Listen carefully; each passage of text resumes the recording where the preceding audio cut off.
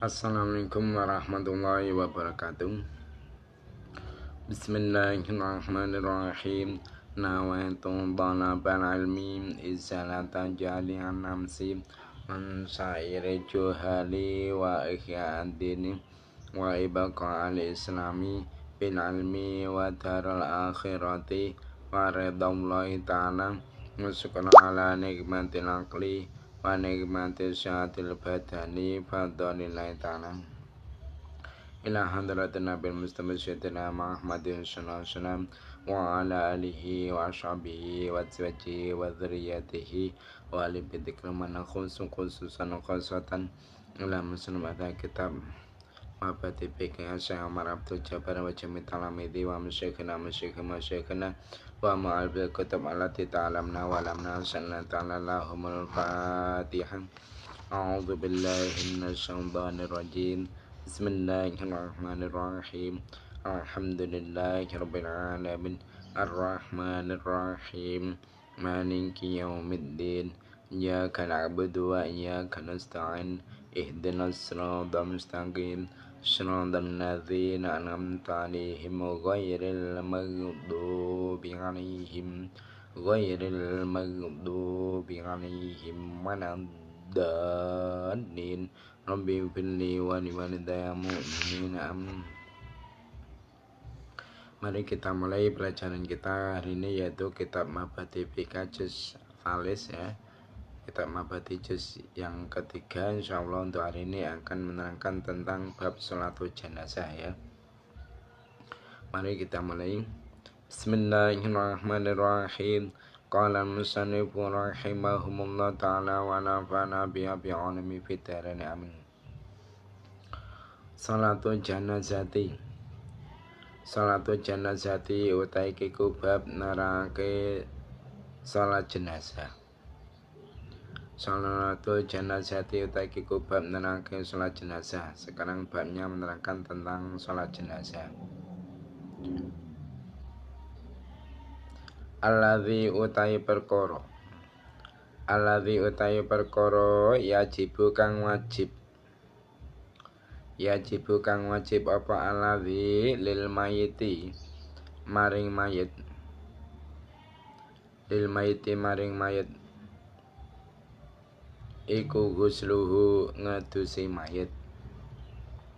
Iku ghusluhu ngedusi mayit. Watakfinuhu watakfinulan ngulesi mayit. Watakfinulan ngulesi mayit. Wassalatulan nyolati. Wassalatulan nyolati. Alaihi ing atase mayit. Alaihi ing atase mayit. Wadafnuhu lan mendem mayit. Wadafnulan mendem mayit.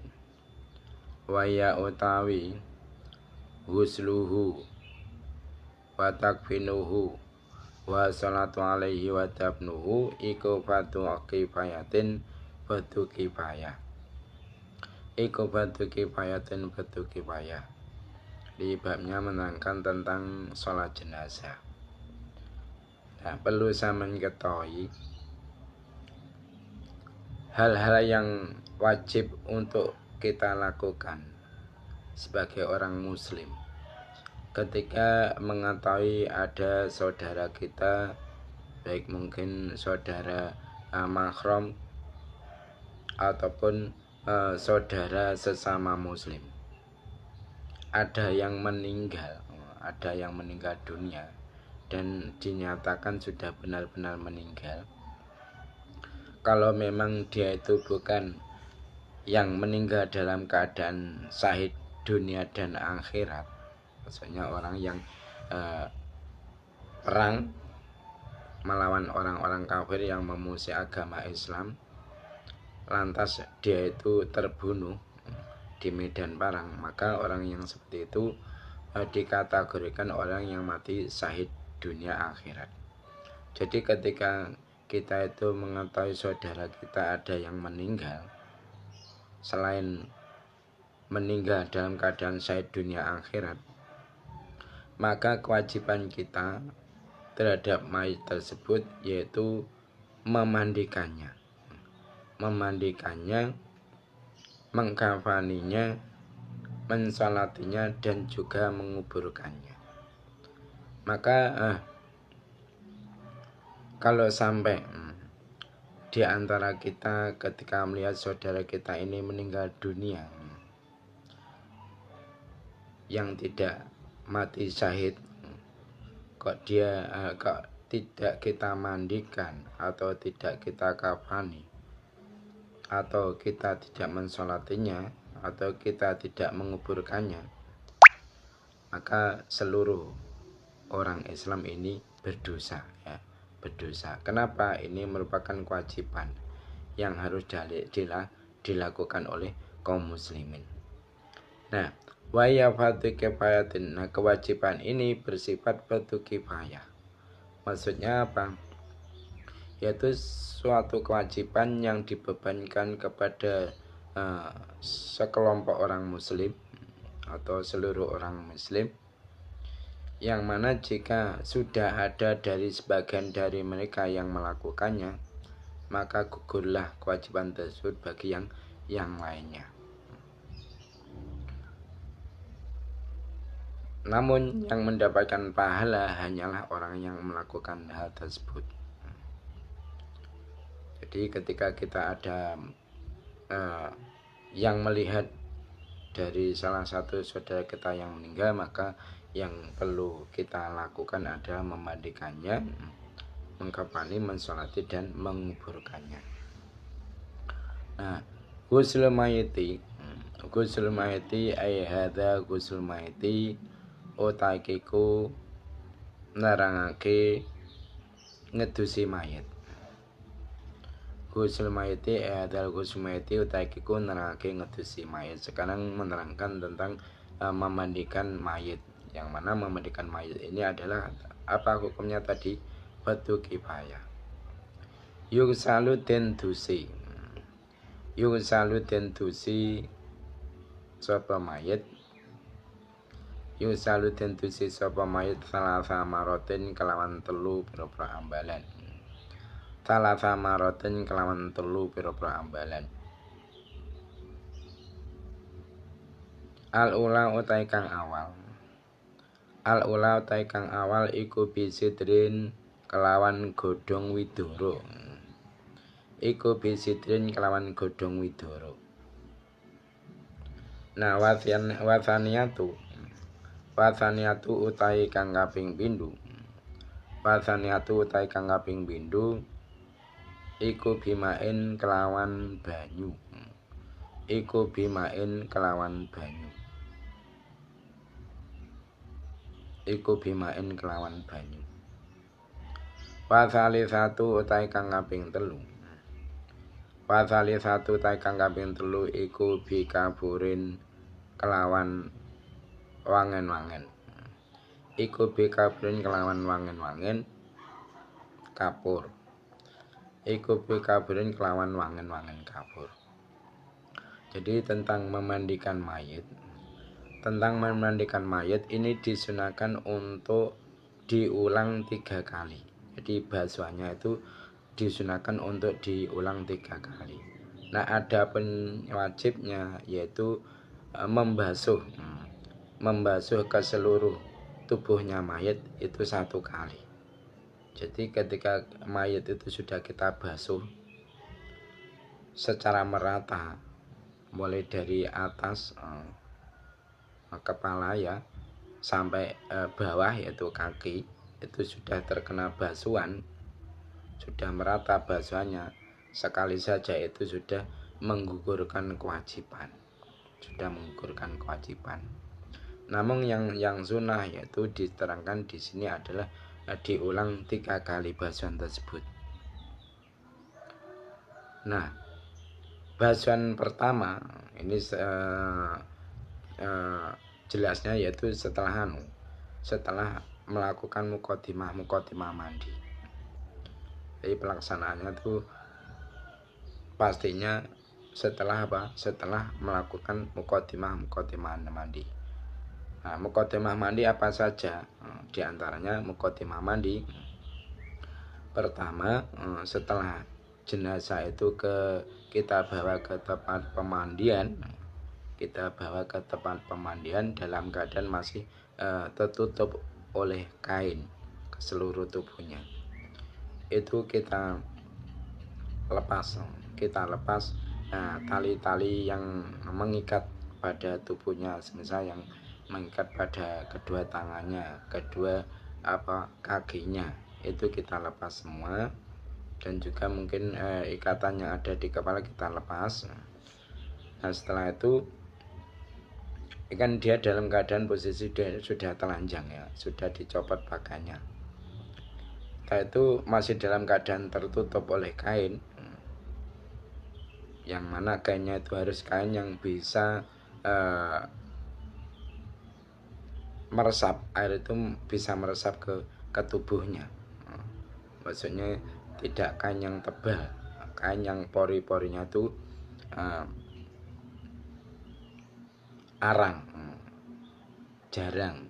Jadi kalau pori-porinya itu jarang, besar ya, otomatis kan itu nanti air bisa masuk ke tubuhnya si mayat tadi. Maka prosesnya kita lakukan pembasahan terlebih dulu.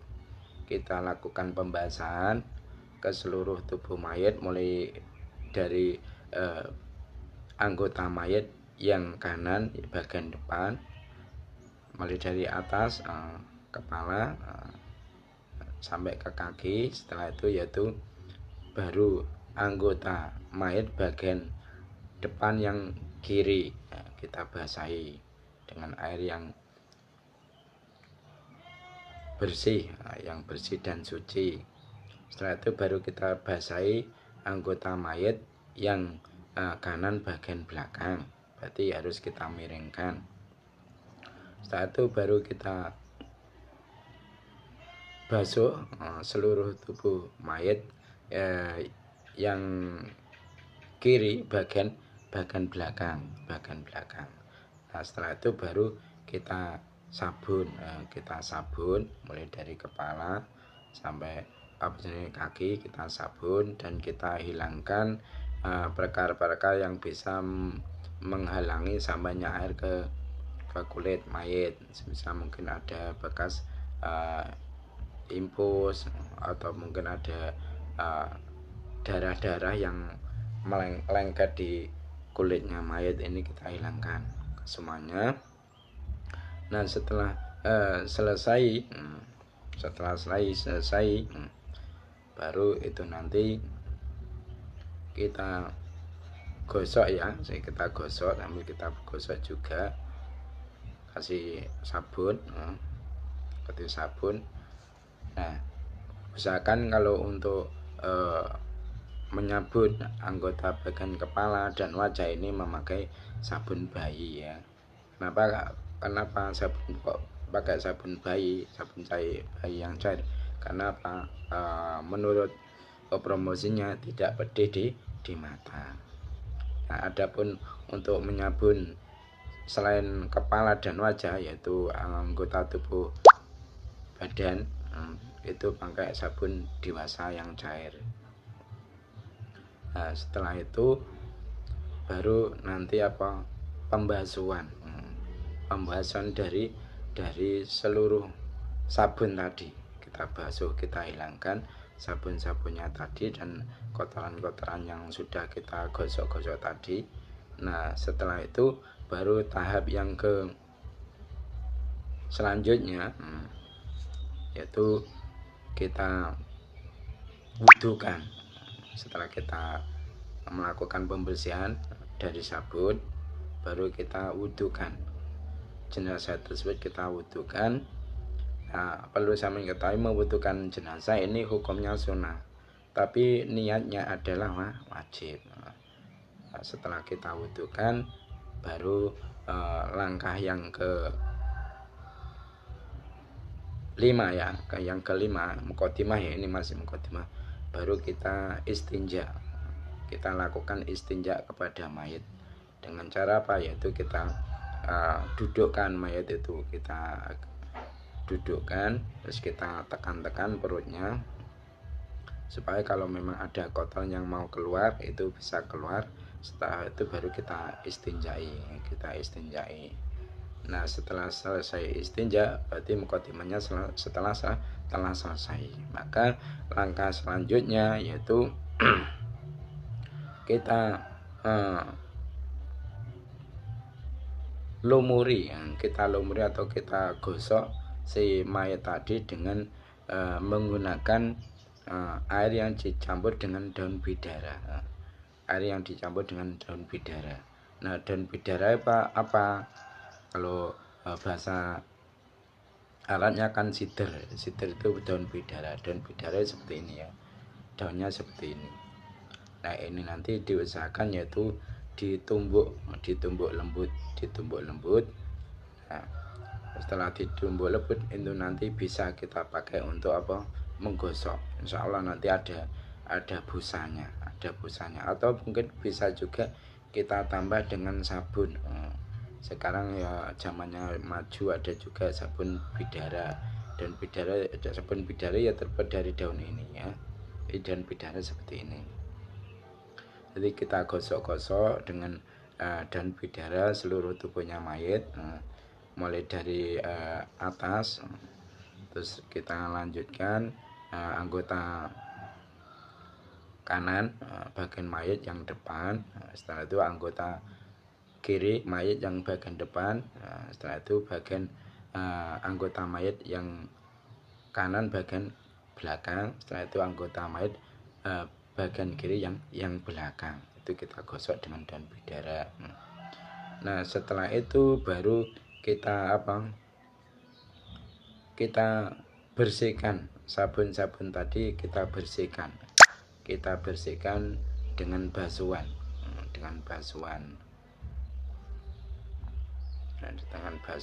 Nah setelah itu baru dengan basuhan dengan air yang suci dan mensucikan. Nah setelah itu baru kita kasih basuhan yang terakhir, yaitu dengan air yang bersih dan mensucikan, tapi kita campur sedikit dengan dengan wewangian, yaitu kapur barus. Kita tumbuk halus, kita campur dengan air tersebut. Nah setelah itu kita basuhkan mulai dari kepala sampai kaki dengan urutan seperti tadi ya. Usahakan dari anggota kanan bagian depan, setelah itu anggota kiri bagian depan, setelah itu anggota kanan bagian belakang, setelah itu anggota kiri bagian belakang, seperti itu. Tapi untuk kapur barusnya itu nggak perlu digosok lagi, nggak seperti halnya basuhan yang sebelumnya tadi. Basuhan sebelumnya kan ada penggosokan, ini nggak usah, karena tujuannya supaya untuk mengawetkan jenazah tadi, dan supaya jenazah tadi itu terhindar dari binatang-binatang bumi ya, binatang bumi. Nah perlu saya ketahui bahwasanya masalah memandikan jenazah ini hukumnya wajib, wajib kifayah. Namun untuk masalah niat memandikan itu hukumnya sunnah. Jadi kebalikannya wudu. Kalau mewudukan mayat jenazah itu hukumnya sunnah, tapi niatnya adalah wajib. Nah adapun memandikan mayat ini hukumnya wajib, tapi niatnya sunnah. Nah adapun niat mewudukan mayat itu gimana niatnya? Kalau untuk mewudukan yaitu nayatul wudu'a ala masnuna di hadzal mayiti lillahi ta'ala. Itu kalau mayatnya laki-laki. Kalau mayatnya perempuan ya nayatul wudu'a ala masnuna li hadzal mayitati lillahi ta'ala. Nah kalau untuk memandikan mayat, niatnya ini tadi hukumnya apa? Sunnah. Niatnya yaitu nawatu ata'al ghusli an hadzal mayiti lillahi ta'ala. Kalau mayatnya laki-laki. Kalau mayatnya perempuan yaitu nawatu ata'al ghusli an hadzil mayitati lillahi ta'ala. Seperti itu ya. Jadi disunahkan untuk diulang basuhannya itu 3 kali dengan urutan seperti itu tadi ya. Nah sekarang wayusanu lan den sunatake. Wayusanu lan den sunatake apa ayu salah yen to den dusi sapa mayit fi komisin ing dalam baju kurung. Fi komisin ing dalam baju kurung. Wa fi kholmatin lan ing dalam persepen. Wa fi kholmatin lan ing dalam persepen wala mutabin lan ing atase panggonan kang dhuwur. Wala mutabin lan ing atase panggonan kang dhuwur. Dan disunahkan ketika memandikan mayat yaitu disunahkan untuk tetap dikasih baju kurung, maksudnya dikasih penutup. Jadi ketika kita memandikan mayat itu sunnah untuk ditutup seluruh tubuhnya, dengan kain yang tipis,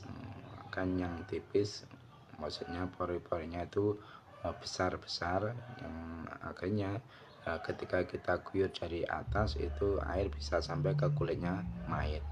Mungkin bisa dicek ya, kainnya itu sebelum kita memandikan itu kita cek, kita tuangi. Nah semisal kain itu kita tuangi dengan air dulu. Kalau itu nanti air kok bisa turun ke bawah, maksudnya dia itu bisa menembus kain tersebut, berarti kain ini memenuhi syarat untuk kita pakaikan memandikan mayat tadi. Tapi kalau kita kasih air dari atas kok airnya tuh hanya di atas nggak mau turun, berarti nggak memenuhi syarat. Jadi usahakan ini untuk ditutup seluruh tubuhnya, jangan sampai kelihatan. Dan juga disunahkan untuk memandikan mayat itu di tempat yang sepi.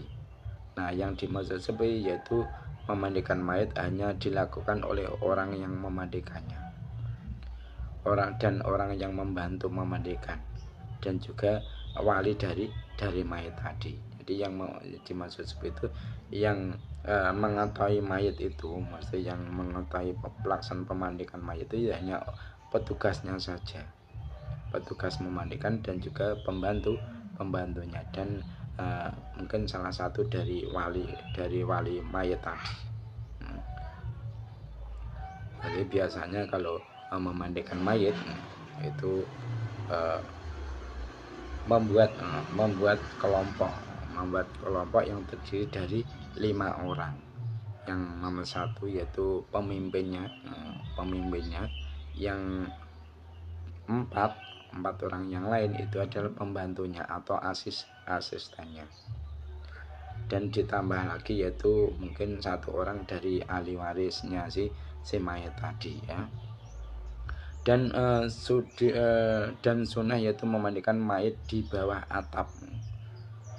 Itu sekira tidak ada yang dapat melihat, Kenapa? Karena orang yang mati itu sama dengan orang yang hidup yang mandi. Kenapa? Karena dikhawatirkan terdapat hal yang tidak pantas dilihat pada diri mayat. Jadi usahakan memandikannya itu untuk dicarikan tempat yang ada atapnya. Semisal kalau di dalam rumah kan ya ada atapnya, itu sudah beres. Tapi kalau dimandikan di luar otomatis kan nggak ada atapnya, yaitu sunahnya untuk dikasih atap terlebih dulu. Mungkin itu tenda atau mungkin itu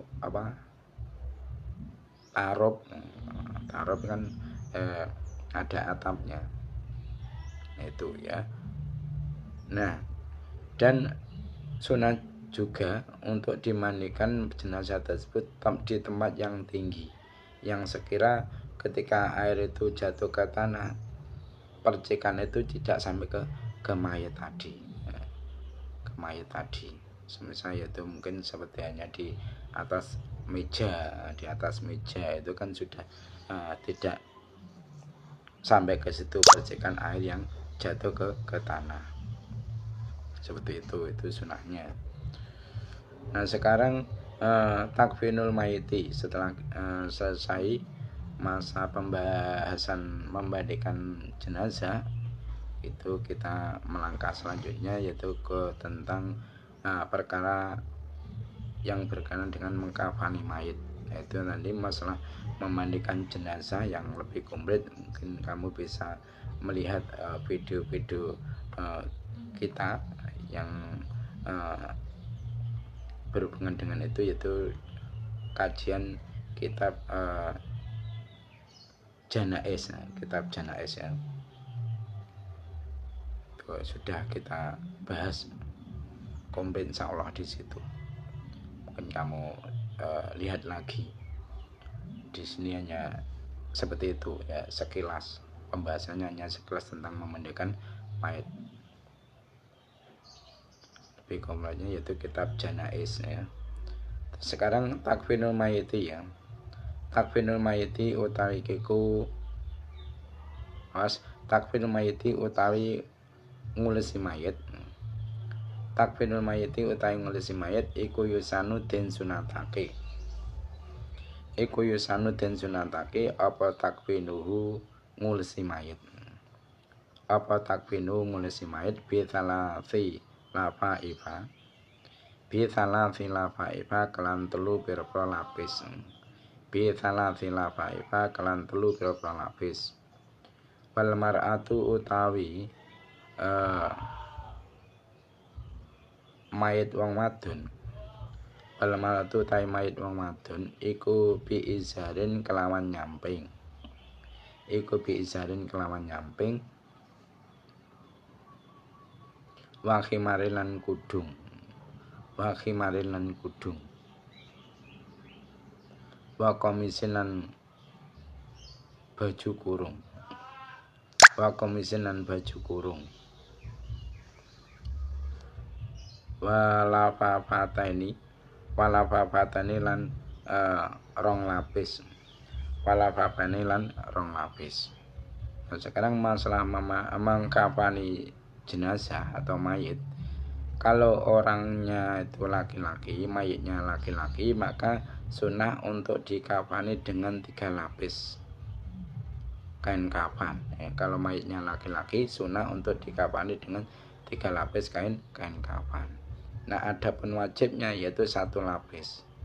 Wajibnya mengkafani 1 lapis yang sudah menutupi seluruh tubuhnya. Namun sunnahnya kalau mayitnya laki-laki yaitu dikafani dengan 3 lapis dengan urutan, yaitu lapisan pertama yaitu lapisan yang bisa menutupi seluruh tubuhnya mayit. Dan nanti dikasih lebihan, di atas kepala dikasih lebihan, di bawah kaki dikasih lebihan. Segera itu bisa diikat, bisa untuk mengikatnya. Nah, lapisan kedua ini juga lapisan yang bisa menutupi seluruh tubuhnya si mayit. Nah, lapisan selanjutnya yang terakhir, yang ketiga, yaitu lapisan yang juga bisa menutupi seluruh tubuhnya si mayit. Nah, nanti prakteknya sebelum dikafani itu nanti juga harus dikeringkan terlebih dulu. Si mayit yang baru dimandikan tadi itu dikeringkan dengan cara apa? Dikerubuti dengan apa? Handuk, kain handuk. Dikerubuti dengan kain handuk supaya itu apa? Basah-basah yang ada di tubuh mayit itu bisa kering. Nah, setelah dikeringkan baru nanti apa? Ditutup wajahnya dengan apa? Dengan kapas yang sudah dicampur dengan kayu cendana, gerian kayu cendana dan kapur barus, atau mungkin ya itu tepungnya daun bidara tadi juga bisa ya. Itu nanti wajahnya ditutup dengan kain seperti itu agak lebar berarti. Terus apa, anggota sujudnya juga dikasih itu tadi kapas tadi yang sudah diramu tadi ya, di jidat terus lubang-lubang yang ada di mayat seperti hanya lubang telinga, hidung, mulut itu ditutup dengan kain kapas tadi. Dan begitu juga tangan-tangannya itu, jari jemarinya itu ditutup dengan kapas, dengan kapas lebar diikatkan seperti itu. Begitu juga itu lututnya, kedua lututnya diikat dengan kain kapas yang lebar. Begitu juga yaitu jari jemari kaki ditutup dengan dengan kapas yang lebar yang sudah diramu ya. Intinya kain kapas ini tadi semuanya harus dikasih kirian kayu cendana dan kapur barus ya. Nah, begitu juga yaitu kemaluannya itu nanti ditutup dengan kapas yang dibentuk dengan bagaikan itu sempak. Jadi nanti kapas itu kita bentuk sebenarnya sempak untuk untuk kemaluannya tadi. Kita campur juga dengan kayu cendana dan kapur barus. Nah, setelah itu baru kita tutupkan kain kafan tersebut, mulai dari kain kafan pertama, terus kedua, ketiga. Nah, kain kafannya ini yang pertama, lapisan yang pertama yang ada di bawah ini kita kasih juga ya, kita kasih minyak wangi atau mungkin yaitu kerian kayu cendana tadi kita baur-baurkan. Untuk lapisan kedua sama, kita baur-bauri dengan kayu cendana tadi dengan kapur barus tadi. Nah, untuk lapisan yang ketiga yang langsung bersentuhan dengan kulit mayat ini enggak kita kasih kayu cendana dan kapur barus tadi. Nah, setelah itu baru kita ikat. Nah, cara menutupkan kain kafan itu dimulai dari anggota kiri dulu. Anggota kiri sebenarnya ketika kita itu sholat, kita menaruhkan kedua tangan di bawah dada, di atas pusar, kan itu kita mulai dengan kaki kiri dulu baru kaki kanan ya, seperti itu cara menutup kain kafan, urutannya seperti itu. Nah, itu untuk laki-laki. Nah, adapun untuk perempuan mayat perempuan itu sunahnya yaitu dikafani dengan izar atau nyamping, terus khimar, komis, baju kurung, dan 2 lapis. Jadi kalau perempuan itu 5. Pertama yaitu 2 lapis yang setiap lapisnya bisa menutupi seluruh tubuh mayat ya. Setelah itu baru dikasih izar. Nah, terus setelah izar baru nanti dikasih baju kurung. Jadi urutannya 1 lapis, terus 2 lapis di atasnya, satu baju kurung, satu izar di atasnya baju kurung ya. Dan yang terakhir ini baru khimar atau kudungnya di kepala ya, di kepala, tempatnya di kepalanya. Nah, nanti yang dikasih kerian kayu cendana dan kapur barus, lapisannya mana? Lapisan pertama, lapisan kedua ya. Terus itu yang gambesnya, baju kurungnya enggak usah. Kenapa? Karena itu bertemu langsung dengan si kulitnya mayat. Atau gantinya kerian cendana atau mungkin kapur barus juga bisa kita kasih minyak wangi. Itu sunahnya kalau untuk perempuan seperti itu mengkafaninya. Nah, sekarang setelah kita mengetahui cara mengkafani mayat, sekarang perlu juga untuk kita mengetahui tentang mensolati mayat. Furudus sholati ayhadi furudus sholati utaikiku martalaki propro beduni sholat. alai ing atase mayit. Jadi sekarang membahas tentang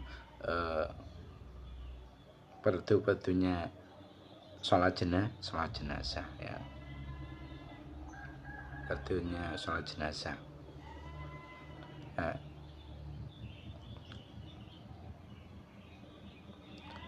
Al-awalu utawi kang awal. Al-awalu utawi kang awal iku aniyatu niat. Iku aniyatu niat. Nah, perdunya sholat jenazah yang nomor 1 yaitu harus niat. Orang yang mensolati jenazah dia harus melintaskan niat mensolati jenazah di dalam hatinya. Adapun niatnya yaitu semisal usolli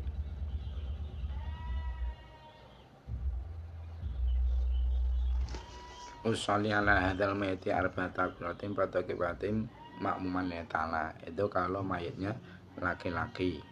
Kalau perempuan ya usolli ala hadzal mayyitati arba'ata takbiratin fatakibatin makmuman lillahi ta'ala. Itu harus dilintaskan di dalam hatinya. Adapun waktunya yaitu bersamaan dengan takbiratul ihram, dengan takbiratul ihram atau takbir yang pertama. Nah, selanjutnya Afani utai kang kaping pindho. Afani utai kang kaping pindho iku arba'u takbiratin papat pira-pira takbir. Iku arba'u takbiratin papat pira-pira takbir. Adapun perdunya sholat jenazah yang nomor 2 yaitu bagi orang sholat jenazah itu harus melakukan 4 takbiran. Harus melakukan 4 takbir. Nah, afalisu utai kang kaping 3. Afalisu utai kang kaping 3 iku qiraatul Fatihati maca Fatihah. Iku qiraatul Fatihati maca Fatihah. Adapun rukuk atau perdunya sholat jenazah yang nomor 3 yaitu membaca Fatihah. Jadi ketika mensolati jenazah itu membaca Fatihah melakukan fardu. Kalau tidak membaca Fatihah maka sholat jenazahnya tidak sah. Nah, Arabiu utai kang kaping 4. Arabiu utai kang kaping 4 iku as-shalatu maca shalawat. Iku as-shalatu maca shalawat ala nabi ing atase Nabi Muhammad sallallahu alaihi wasallam ya. Nah, adapun betulnya salat jenazah yang nomor 4 yaitu membaca shalawat kepada Nabi Muhammad sallallahu alaihi wasallam. Adapun minimal membaca shalawat yaitu Allahumma shalli ala Muhammad. Kalau ingin mengendaki yang lebih komplit dan lebih utama yaitu membaca salat Ibrahimah. Salat Ibrahimah itu salawat yang biasa kita baca ketika kita melakukan salat fardu ataupun salat sunnah, yaitu Allahumma sholli ala sayyidina Muhammad wa ala ali sayyidina Muhammad sholli ala sayyidina Ibrahim wa ala ali sayyidina Ibrahim wa barik ala sayyidina Muhammad wa ala ali sayyidina Muhammad kama barakta ala sayyidina Ibrahim wa ala sayyidina Ibrahim fil alamin innaka hamidum majid. Itu. Nah, sekarang al-khamisu ya. Al-khamisu utai kang kaping 5. Al-khamisu utai kang kaping 5 iku addu'au ndongaake. Iku addu'au ndongaake lil mayiti maring mayit. Ba'da tsalitsati indam sause takbir kang kaping 3. Nah, betulnya sholat jenazah yang nomor 5 yaitu mendoakan terhadap mayit. Kapan? Yaitu setelah melakukan takbir yang ketiga. Itu harus itu mendoakan kepada mayit, itu merupakan keharusan kalau kamu melakukan sholat jenazah. Kalau tidak melakukan maka tidak sah sholat jenazahmu. Asadisu sekarang. Asadisu utai kang kaping 6 iku al-qiyamu ngadeg. Iku al-qiyamu ngadeg lil qadiri kedhe wong kang kuwasa. Lil qadiri kedhe wong kang kuwasa. Nah, adapun betulnya salat jenazah yang nomor 6 itu salat jenazah harus dilakukan dengan cara berdiri. Kalau memang dia itu mampu untuk berdiri. Namun kalau dia tidak mampu berdiri boleh salat jenazah dengan duduk ataupun dengan tidur piring berteman anggota kanan. Itu kalau memang tidak mampu untuk berdiri ya. Tapi kalau mabuk itu merupakan keharusan, merupakan fardu. Nah, sekarang asabiu tae kang kaping 7. Asabiu tae kang kaping 7 iku assalamu uluk salam. Iku assalamu uluk salam. Nah, adapun petunjuk salat jenazah yang nomor 7 yaitu harus membaca salam. Orang yang melakukan salat jenazah harus membaca salam. Itu apa? Assalamualaikum warahmatullahi wabarakatuh. Seperti itu. Nah, salat mayit atau salat jenazah itu disunahkan dilakukan secara berjamaah, yaitu dengan menggunakan 3 barisan. Bila jumlah makmum minimal 6. Kalau memang melakukan sholat jenazah itu usahakan yaitu dibuat 3 barisan. Kalau mungkin orangnya itu kok 7 bersamaan imamnya, itu nanti imamnya di depan, setelah itu 2 orang di baris belakang imam, terus 2 orang lagi baris di belakang makmum yang pertama, 2 lagi yaitu orang yang berbaris di baris yang nomor 3. Jadi menjadi 3 baris. Itu sunahnya seperti itu. Dan bila mayit itu laki-laki, maka disunahkan posisi imam itu berada sejajar dengan kepalanya, dengan kepala si mayit. Dan bila mayitnya itu perempuan, maka disunahkan bagi imam itu dia berada sejajar dengan pantatnya mayit, meskipun mayit tersebut itu ditutup atau telah dikubur. Dan diusahakan yaitu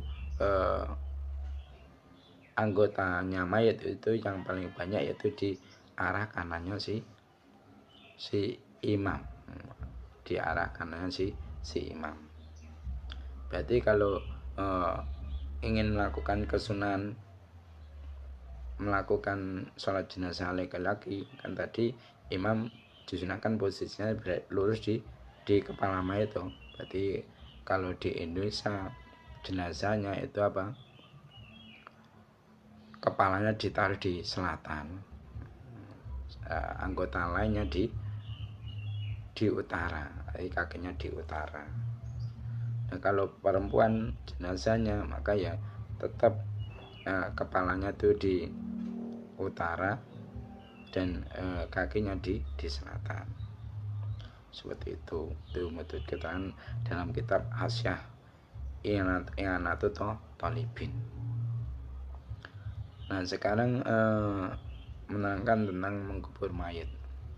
Tabnul mayiti ayahada tabnul mayiti tegese utakiku nerangake mendem mayit. Tabnul mayiti ayahada tabnul mayiti tegese utakiku nerangake mendem mayit. Nah, akalu tabni utai luwih gede-gede mendem mayit. Akalu tabni utai luwih gede-gede mendem mayit iku wadul mayiti nyelehake mayit. Iku wadul mayiti nyelehake mayit biku protein ing dalam nuwangan. Biku protein ing dalam nuwangan tamnau kang bisa nyegah apa khubra. Tamnau kang bisa nyegah apa khubra dzurara hati ing pertelane ambune mayit. Dzurara hati ing pertelane ambune mayit watafadhu lan ngreksa apa khubra ing mayit. Watafadhu lan ngreksa apa khubra ing mayit.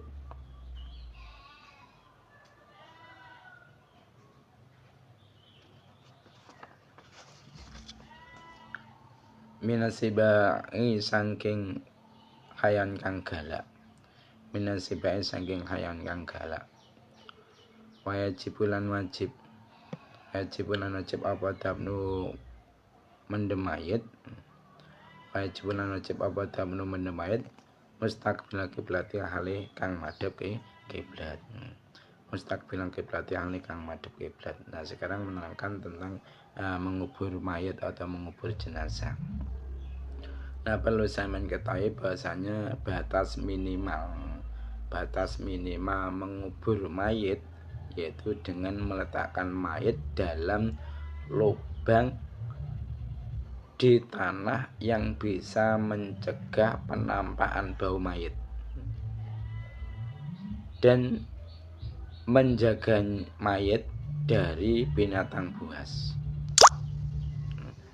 Jadi minimal mengubur mayit yang sudah memenuhi kewajiban, yaitu meletakkan mayit dalam lubang yang ada di tanah, maksudnya lubang yang di dalam tanah yang bisa mencegah keluarnya bau mayit ketika membusuk, dan sudah bisa mencegah mayit dari binatang buas, dari digali oleh binatang buas. Itu minimal penguburan mayit yang sudah memenuhi kewajiban. Dan wajib untuk mengubur mayit seraya menghadapkan ke arah kiblat. Jadi ketika mengubur mayit, mengarahkan mayit ke arah kiblat, mesti dihadapkan ke arah kiblat, itu merupakan kewajiban. Bahkan kalau mungkin ada orang yang mengubur mayit kok ternyata dia itu menguburnya itu tidak diarahkan ke arah kiblat, wajahnya diarahkan ke mungkin ke timur kalau di Indonesia. Terus setelah itu dikubur, orang yang ngerti tentang penguburan mayit itu mungkin suatu saat dia dengar bahwa mayitnya itu tadi ketika mengubur wajahnya tidak dihadapkan ke arah kiblat, maka wajib untuk digali lagi kuburan tersebut dan mengubah arah mayit ke arah kiblat, wajahnya diarahkan ke arah kiblat, seperti itu. Itu merupakan kewajiban. Nah, sekarang sunah-sunah mengubur mayit itu bagaimana?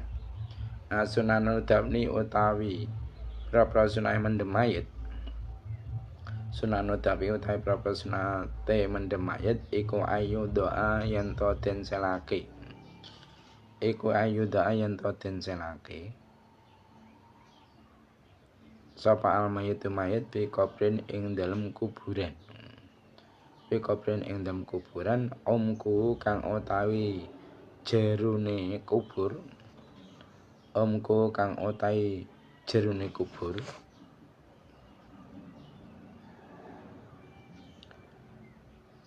iku komatun sak dedek, iku komatun sak dedek,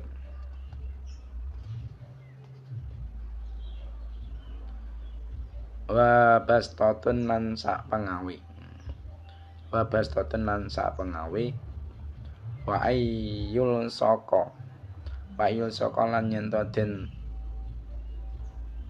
temokake, wa ayyul saka lan yen to den temokake apa khadu pipine mayit biturabi kelawan lebu, biturabi kelawan lebu ba'da islatil kafni indem sause ngilangi kapan, ba'da islatil kafni indem sause ngilangi kapan anu saking mayit. Wa yudha lan yen to den selake, wa yudha lan yen to den selake sapa mayit pilatin ing dalem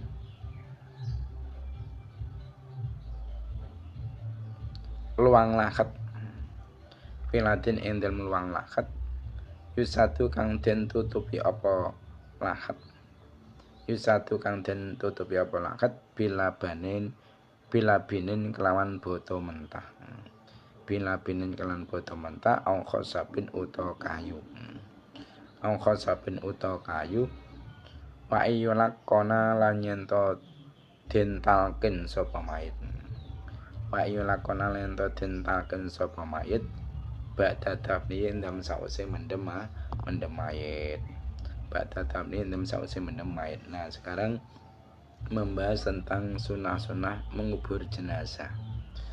Perlu saya ketahui bahwasanya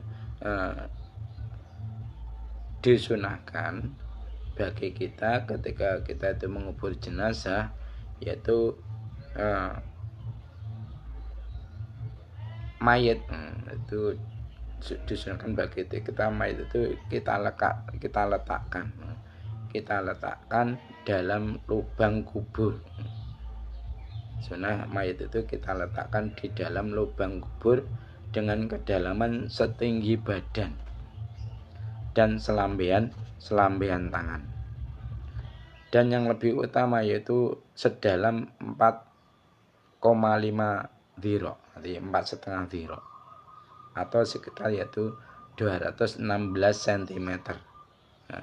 216 cm, atau yaitu 1 dhira.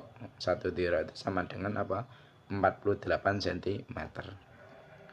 Nah, menurut mayoritas ulama yaitu dengan luas sekira melebihi jasad mayit. Luasnya itu melebihi jasadnya si mayit tadi. Nah, sedangkan menurut Ali Ashabro Malisi sebaiknya luas liang kubur itu sekira dapat dimasuki oleh orang yang mengubur ya, jenazah lubangan tadi itu luasnya itu bisa dimasuki oleh orang yang mengubur. Dan disunahkan ketinggian gundukan tanah kubur itu tidak melebihi 1 jengkal, satu jengkal. Dan disunahkan lagi ketika kita itu mengkubur mayit yaitu untuk menempelkan pipinya mayit pada tanah. Kapan? Yaitu setelah kain kafan yang ada di pipi kanan ini kita buka, itu nanti kapas yang ada di wajah nggak usah kita buka, itu nanti kan kapasnya yang menutupkan sini, depan dan telinga kiri itu hampir ketutup, tapi yang telinga kanan itu nanti dikasih peluang, maksudnya jangan ditutup dengan kain kapas. Maka ketika ini nanti kita buka kain kafannya, yang sini itu pilingannya ini, pipinya ini terbuka, tidak terhalang oleh kapas. Maka setelah kita buka seperti itu, baru kita tempelkan ini tadi ya, pipinya kanan mayit tadi ke tanah,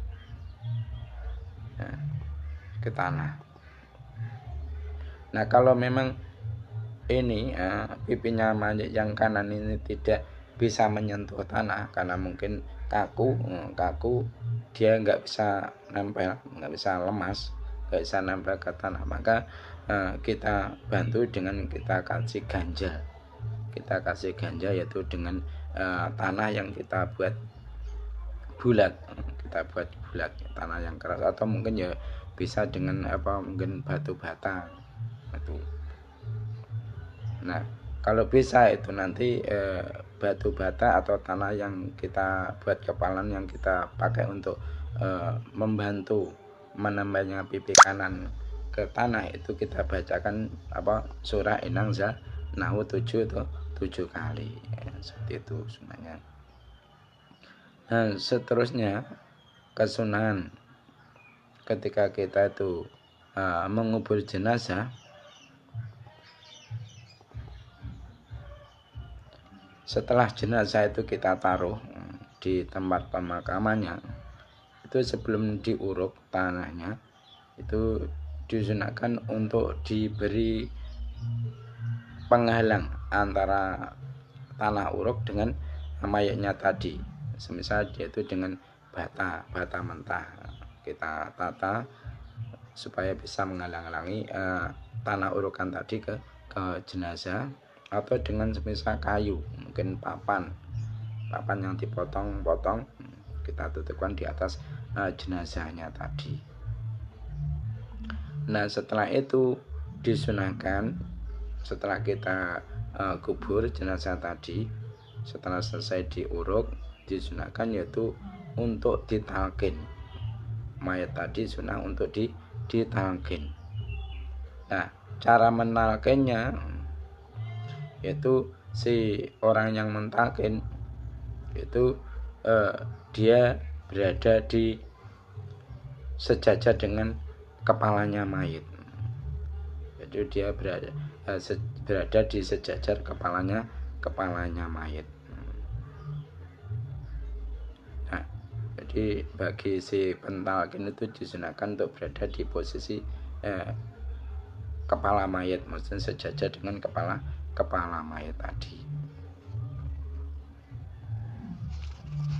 Nah, adapun bacaan talqinnya itu bagaimana?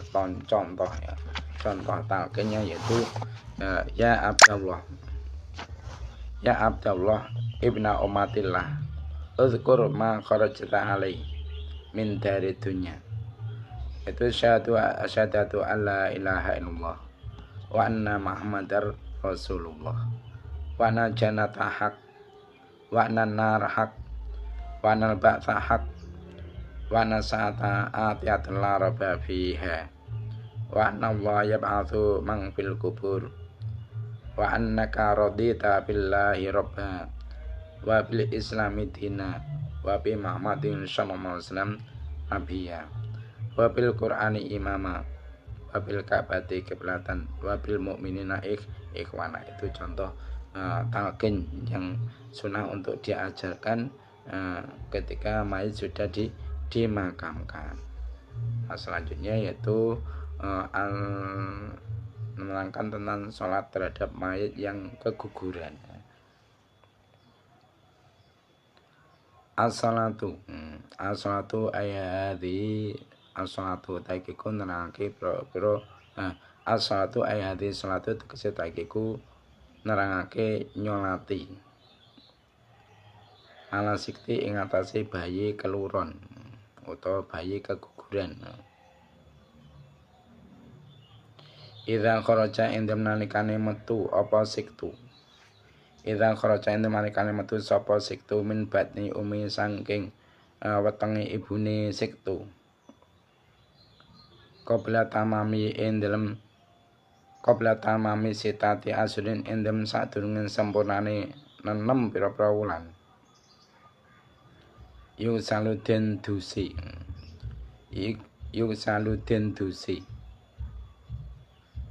Sapa siktu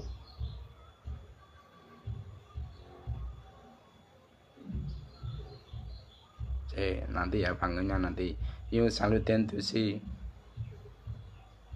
ya bener yusaluden dusi sapa siktu wayu kafanu lan den kafani sapa siktu wayu salalan den salati sapa alai siktu. Idza saraka lamun jerit sapa siktu.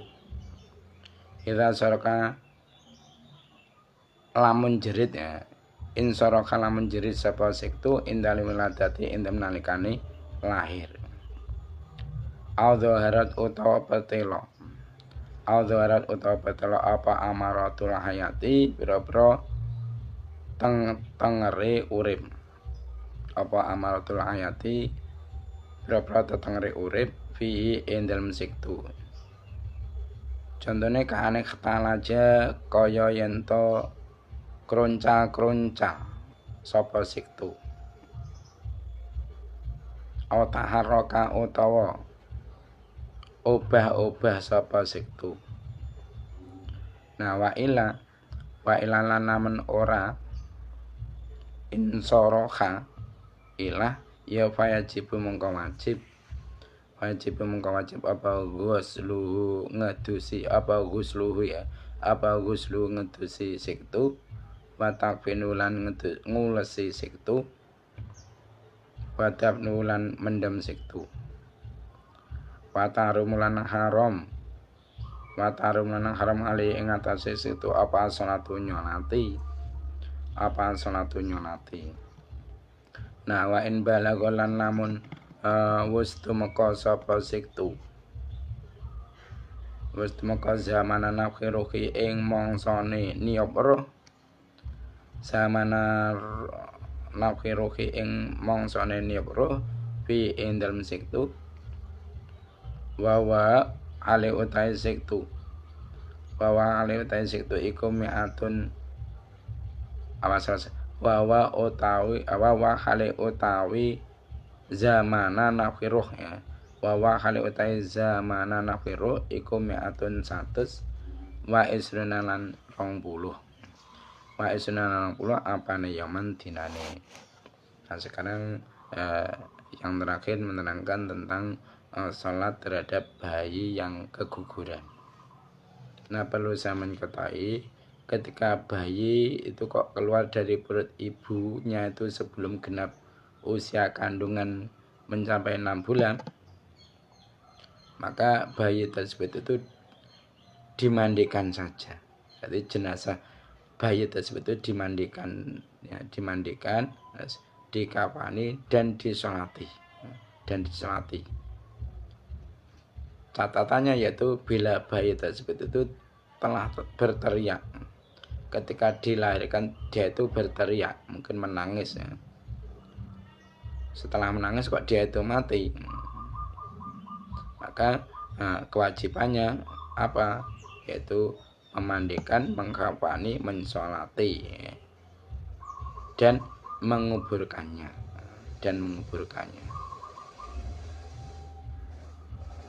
Jadi kalau ada bayi keluar dari perut ibunya sebelum genap usia kandungan itu mencapai 6 bulan, maka bayi tersebut itu nanti dimandikan, dikafani dan disolati. Bila bayi tersebut itu telah berteriak ketika dilahirkan, itu dia berteriak atau terlihat tanda-tanda kehidupan, sebetulnya itu bergerak, maka kewajibannya seperti itu, seperti mayat dewasa. Ketika dimandikan, dikafani, disolati dan dikuburkan. Nah sekarang apabila tidak demikian, maksudnya ketika dia itu lahir tidak menangis atau tidak ada tanda-tanda kehidupan, maka wajib untuk memandikan, mengkafani dan juga menguburkannya. Namun hukumnya haram untuk mensolati jenazahnya meskipun telah mencapai masa peniupan roh. Kapan masa peniupan roh? Yaitu umur 120 hari. Seperti itu hukumnya ya. Nah sekarang selanjutnya yaitu terakhir sesi tanya jawab. Pertanyaan yang nomor 1, ma alladzi yajibu lil mayit? Apa kewajiban terhadap mayit? Jadi ketika ada orang yang meninggal, bagi kita kaum muslimin itu apa perkara yang diwajibkan kepada kita terhadap mayit tersebut? Pertanyaan yang nomor 2, kaifa yang silul mayit? Kaifa yang silul mayit, bagaimana cara memandikan mayit? Bagaimana cara memandikan mayit? Pertanyaannya nomor 3, kaifa yakfunu, bagaimana mengkafani mayit? Pertanyaannya nomor 4, ma furudu sholati alaih, apa bedus mensolati jenazah? Betulnya mensolati jenazah itu apa saja? Pertanyaan yang nomor 5, kaifa yudfanu, bagaimana menguburkan mayit? Kaifa yudfanu, bagaimana menguburkan mayit? Pertanyaan yang selanjutnya yaitu yang nomor 5 ya. Ma sunanu dafni, apa kesunahan mengubur mayit? Pertanyaan yang nomor 6, ma hukmu sholati ala sikti, bagaimana hukum mensolati terhadap bayi keguguran? Masih bayi yang keguguran itu bagaimana hukum mensolatinya? Itu kan diperinci tadi ya, itu bagaimana jelaskan. Mungkin itu saja yang dapat kami sampaikan untuk kajian hari ini. Ada kurang lebihnya mohon maaf. Mari kita tutup majelis ini dengan membaca doa kafaratul majelis. Subhanakallahumma wa bihamdika asyhadu an la ilaha illa anta astaghfiruka wa atubu ilaik. Wassalamualaikum warahmatullahi wabarakatuh.